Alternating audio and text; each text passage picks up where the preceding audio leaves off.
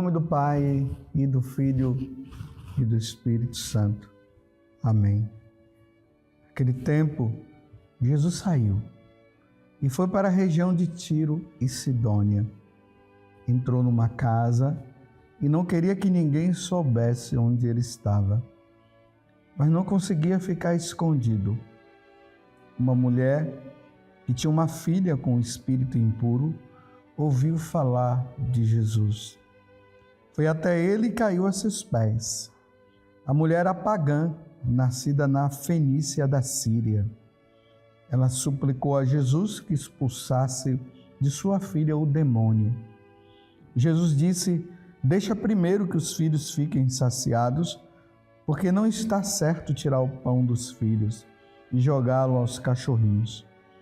A mulher respondeu: é verdade, Senhor, mas também os cachorrinhos debaixo da mesa comem as migalhas que as crianças deixam cair. Então Jesus disse: por causa do que acabas de dizer, podes voltar para casa. O demônio já saiu de tua filha. Ela voltou para casa e encontrou sua filha deitada na cama, pois o demônio já havia saído dela. Palavra da salvação. Glória a vós, Senhor. Estamos no Evangelho de São Marcos, capítulo 7, do versículo 24 até o 30.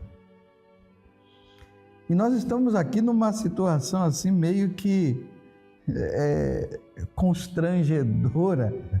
Jesus ele entra ali na região de Tiro e Sidônia, está se escondendo ali das pessoas, porque muita gente indo atrás de Jesus. Ele precisava também ter os momentos ali de descanso. O povo acabou sabendo que ele estava por ali e já vem o povo atrás. E aí vem uma mulher pagã. É importante guardar isso no coração. Era uma mulher pagã que ouviu falar de Jesus e das coisas que ele tinha visto. E ali, por ela ser pagã, o demônio estava agindo em quem? Na vida da filha dela. O demônio havia dominado. O paganismo, meus irmãos, é isso. O paganismo é justamente o domínio de Satanás na vida das pessoas. É por isso que as pessoas precisam se converter, largar o paganismo e voltar-se para nosso Senhor Jesus Cristo, porque não há salvação se não for por meio de nosso Senhor Jesus Cristo. Então aquela mulher pagã, que tinha uma filha que estava ali sob o domínio de Satanás, ela vai em busca de Jesus. Só que ela era uma pagã. E existia uma concepção no meio dos judeus que só quem se salvaria era somente os judeus. Só eles é que se salvariam. E aí, Jesus, ele dá aquela, como se ele não quisesse fazer nada, mostrando que primeiro ele tinha que ir para os judeus, depois é que ele ia para os pagãos. Tanto que é aí que nós vemos, tanto no capítulo 10 de São Mateus, como no capítulo 10 de São Lucas, Jesus ele envia os apóstolos e os discípulos também para as ovelhas perdidas de Israel. Isso aqui fica bem claro para entender.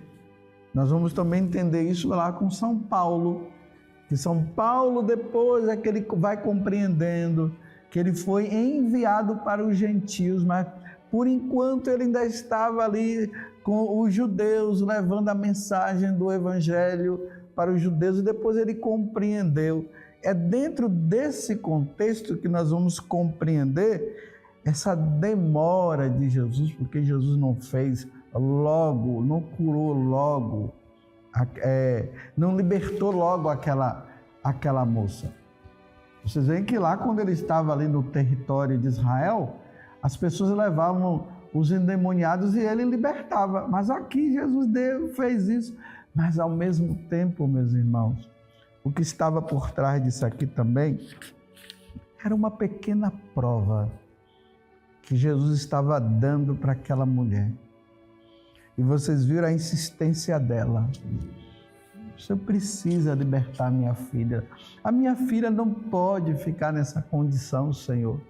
Ah, mas eu não vim para vocês. Deixa primeiro que os filhos fiquem saciados, porque não está certo tirar o pão dos filhos e jogá-lo aos cachorrinhos. A mulher, é verdade, Senhor, mas também os cachorrinhos debaixo da mesa comem as migalhas que as crianças deixam cair. A mulher argumentou bem ao ponto de que Jesus cedeu naquele momento. Mais uma vez eu quero dizer para vocês, não é que Jesus não queria libertar. Claro que Jesus queria libertar, porque ele veio libertar das garras dos demônios todo mundo, todas as pessoas que estivessem sob o domínio do demônio iriam ser libertas, era para libertar. Mas Jesus fez aconteceu toda essa situação ali. E a mulher persistiu. Qual o ensinamento que nós trazemos no dia de hoje, meus irmãos, com essa passagem do Evangelho? Quando se tratar da salvação de qualquer pessoa, não desista. Se na sua família tem alguém que está levando uma vida de pagão, que não quer saber de Deus, que blasfema até contra Deus, que fala mal de tudo que é da igreja, essa pessoa pode ser seu filho, poderia ser sua filha, o seu pai, sua mãe, pode ser um amigo seu. Não desista. Quanto mais você perceber que a sua oração não está surtindo efeito, aí é que você deve perseverar na oração. Diante daquilo que eu falei ontem, dia de Nossa Senhora de Lourdes, sacrifício, penitência, oração. Senhor, salva. Senhor, que essa pessoa não morra nessa condição, que ela não morra nessa condição de pecado, que ela não morra nessa situação de adultério, nessa situação de droga, de assassinatos, que ela não morra, não desista. No devido momento as coisas irão acontecer. No devido momento. Mas se passou 1 ano, 2 anos, 3 anos, continue rezando, vai batendo e a porta ela vai se abrir. Porque uma das coisas que o demônio faz é que nós desistamos. É que nós achemos assim, não está dando certo, eu vou parar. Não pare, persista. Como essa mulher, argumente diante de Deus, Senhor, se o Senhor veio para salvar almas, que essa alma não se perca, Senhor. Que nas situações da vida e nas oportunidades que o Senhor está dando para ela, que ela abra o coração e se salve, da mesma forma como essa mulher fez.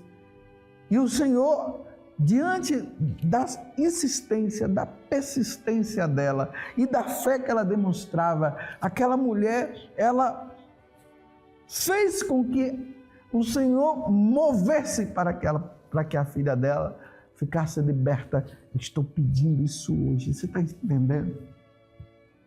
Não desista. A salvação da alma de uma pessoa, ela acontece nessa persistência. Não é fácil converter uma alma, meus irmãos, não é fácil. Mas é preciso que da nossa parte nós também façamos aquilo que é preciso fazer. Porque para Jesus nos redimir e nos salvar, Ele teve que se oferecer em sacrifício. E são os nossos sacrifícios do dia a dia que levam as almas à conversão. Ó Virgem Santíssima, não permitais que eu viva e nem morra em pecado mortal. Em pecado mortal não hei de morrer, porque a Virgem Santíssima há de me valer. Valei-me, Virgem Santíssima, nesta alma, do meu irmão, da minha irmã, do tio, da tia, do primo, da prima, do sogro, da sogra, da nora, do genro. Que sejam salvos, Senhor. Louvado seja nosso Senhor Jesus Cristo, para sempre seja louvado, e a sua mãe Maria Santíssima. E desça sobre você a bênção do Deus Todo-Poderoso, Pai, Filho e Espírito Santo. Amém.